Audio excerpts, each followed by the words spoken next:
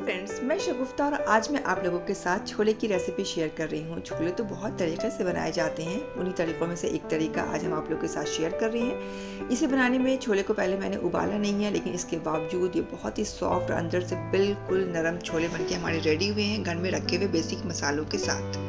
इसे बनाने के लिए मैंने यहाँ पर 1 कप छोले को रात भर पानी में भिगो के छोड़ दिया था। छोले हमारे बहुत अच्छे से फूल चुके हैं। इसके अलावा यहाँ पर 2 टमाटर ली हूँ, इसका भी हमने पेस्ट बना के रेडी कर लेंगे और साथ ही 1 मीडियम साइज़ का प्याज, 1 इंच का टुकड़ा अदरक, 8 से 10 कलियाँ लहसुन, इन सबको मिला के भी हम इसका पेस्ट तैयार कर लेंगे। अब एक कुकर को चूल्हे पे चढ़ाएंगे, उसमें 2 बड़े चम्मच कुकिंग ऑयल गरम करेंगे। ऑयल जब गरम हो जाए देन 1 छोटी चम्मच जीरा को इसमें शामिल कर देंगे। जीरा जब क्रैकल हो जाए देन प्याज, लहसुन और अदरक का पेस्ट जो हमने बनाया है उसे हम इसमें डाल देंगे। इस पेस्ट को ऑयल के साथ इसी तरीके से चलाते हुए मीडियम फ्लेम पर कम से कम 2 से 3 मिनट तक अच्छे से भून लेंगे, ताकि अदरक लहसुन का जो रॉ फ्लेवर है वो ख़त्म हो जाए। तो अदरक की वजह से ये तली में जाके थोड़ी चिपकने लगती है, तो इसे हटाते हुए हमने अच्छे से भून लिया है। और अब इसमें ड्राई मसालों में 1 छोटी चम्मच भर करके धनिए का पाउडर, 1 छोटी चम्मच भर करके कश्मीरी लाल मिर्च का पाउडर, आधी छोटी चम्मच हल्दी का पाउडर, आधी छोटी चम्मच भुने हुए ज़ीरा का पाउडर, आधी छोटी चम्मच काली मिर्च का पाउडर, आधी छोटी चम्मच सौंफ का पाउडर, नमक 1 छोटी चम्मच। अब इन सारे ड्राई मसालों को भी डाल करके हम कम से कम 2 से 3 मिनट तक मीडियम फ्लेम पर यूं ही अच्छे से भून लेंगे। सारे मसालों को अच्छे से मिला देंगे और जब मसाले बिल्कुल अच्छे से भून जाएं तो आप देख सकते हैं कि मसाले हमारे बिल्कुल इकट्ठे हो गए हैं, एक जगह पे सब अच्छे से मिल चुके हैं, भून चुके हैं। तब इस पॉइंट पर जो हमने टमाटर का पेस्ट तैयार करके रखा था उसे हम इसमें शामिल कर देंगे। टमाटर का पेस्ट डालने के बाद अगेन हम इसे कम से कम 2 से 3 मिनट तक मीडियम फ्लेम पर यूं ही चलाते हुए अच्छे से भून लेंगे। तो ये हमने टमाटर के पेस्ट को भी देख सकते हैं बहुत अच्छे से भून लिया है और थोड़ी थोड़ी सी इसमें ऑयल भी अब सेपरेट होने लग गई है। तो इस पॉइंट पर जो हमने छोले भिगो करके रखे थे उसे हम इसमें शामिल कर देंगे। छोले डालने के बाद यहाँ पर मैं 1 चम्मच भर करके छोले मसाला इस्तेमाल कर रही हूँ एवरेस्ट का, और साथ में 1 चम्मच भर करके यहाँ पर मैं चाट मसाला का इस्तेमाल कर रही हूँ, ये MDH का।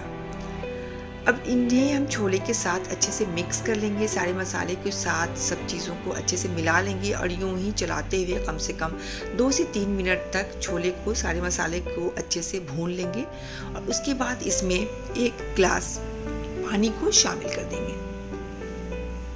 पानी डालने के बाद सारे मसालों के साथ छोले को, पानी को अच्छे से मिला लेंगे। देख सकते हैं हमने अच्छे से मिक्स कर दिया और जब इसमें उबाल आने लग जाए तब तक वेट कर लेंगे। उबाल आ गए देन अगेन एक बार और स्टर कर देंगे और उसके बाद इसे कवर करके 2 से 3 विसल आने तक मीडियम फ्लेम पे पकाएंगे।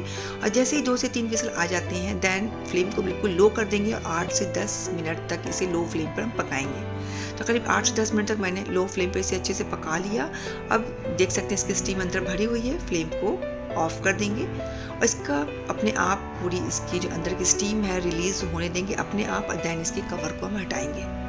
तो आप देख सकते हैं बिल्कुल लो फ्लेम पे पकने की वजह से हमारे छोले जो हैं बिल्कुल सॉफ्ट हो चुके हैं, बिल्कुल गल चुके हैं। इसलिए ये वाली प्रोसेस बिल्कुल ज़रूर अपनाएं आप। बिल्कुल आखिर में 8 से 10 मिनट तक लो फ्लेम पर बिल्कुल अच्छे से इसे पकाएं। और अब इसकी कंसिस्टेंसी को एडजस्ट कर लेंगे। यहाँ पर मैंने 1 कप के करीब पानी मिला करके थोड़ी सी इसके थिकनेस को कम कर लिया और उसके बाद फ्लेम को अगेन ऑन कर देंगे और 1 चम्मच यहाँ पर कसूरी मेथी हाथों से रब करके डाल देंगे। 1 मुट्ठी भर करके बारीक कटा हुआ हरा धनिया शामिल कर देंगे।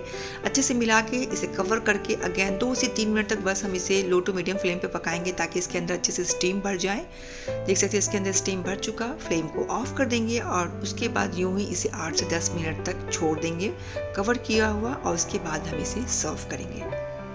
तो ये हमारे छोले बहुत ही मज़े की बन करके रेडी हो चुकी है, जो कि ऊपर से आप देख सकते हैं कि हमारे छोले बिल्कुल साबुत हैं लेकिन अंदर से बिल्कुल घुल जाने वाले। इसे हमने थोड़ी सी अनियंस, लेमन और ऊपर से थोड़ी सी हरे धनिया से हमने गार्निश कर लिया था और उसके बाद ये सर्व करने के लिए बिल्कुल रेडी था। तो अगर ये मेरी रेसिपी आप लोगों को थोड़ी भी हेल्पफुल लगी हो, मेरे चैनल को सब्सक्राइब करें, वीडियो को लाइक करें, फैमिली फ्रेंड्स ग्रुप्स में शेयर भी कर सकते हैं। और आखिर में दिल साफ़ रखें, ज़बान पाक रखें, अपना और अपनों का ख्याल रखें। कोई अपना है तो उसके साथ धोखेबाजी, चालबाजी बिल्कुल भी नहीं करें। मेरी इस वीडियो को एंड तक देखने के लिए बहुत बहुत थैंक्स।